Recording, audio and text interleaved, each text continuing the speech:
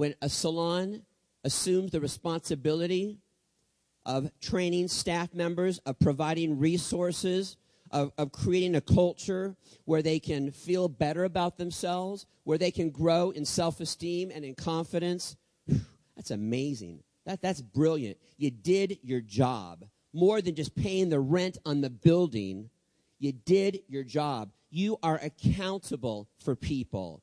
And we want to make sure that the people that we are accountable, that we're responsible for, they leave work every single day and they go home and they spread that to their families.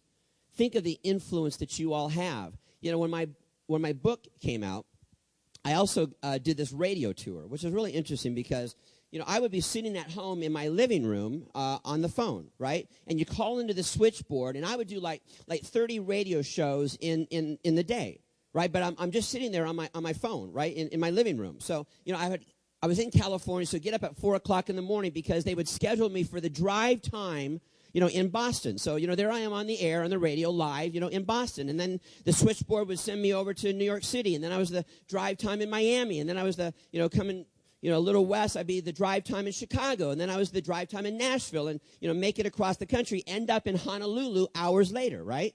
Okay? So, and these radio hosts, they have no idea who I am. And they probably, 30 seconds before I'm on the air, they're like, okay, who's this next guy, right? So they have my bio in front of them, and a couple of names pop out of my bio because, really quickly they have to learn who I am. And what pops out of my bio? Well, Larry King. That name pops out of my bio because he wrote the foreword for my book. Also, names like Lisa Gibbons, Marianne Williamson, Vidal Sassoon, because they all endorsed my book. So their name pops out of my bio. What other name pops out of my bio?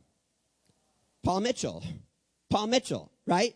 So, Paul Mitchell. Hey, ladies and gentlemen, we got the owner of Paul Mitchell here on the phone with us. And, well, thank you, but no, I'm really not the owner of Paul Mitchell. But, my good partner and friend, John Paul DeJoria, he started this company, right? And so I started the school division, and, now I'm in Miami. Hey, we got the owner of Paul Mitchell here on the phone with us. And, well, no, I'm not the owner of Paul Mitchell, but my good friend and mentor, John Paul DeJoria, he started this company, 25 years ago. And now we started the school division, and I wrote this book, right? Nashville. We got the owner of Paul Mitchell. I'm the owner. What do you want to know? Sorry, John Paul, but you know what?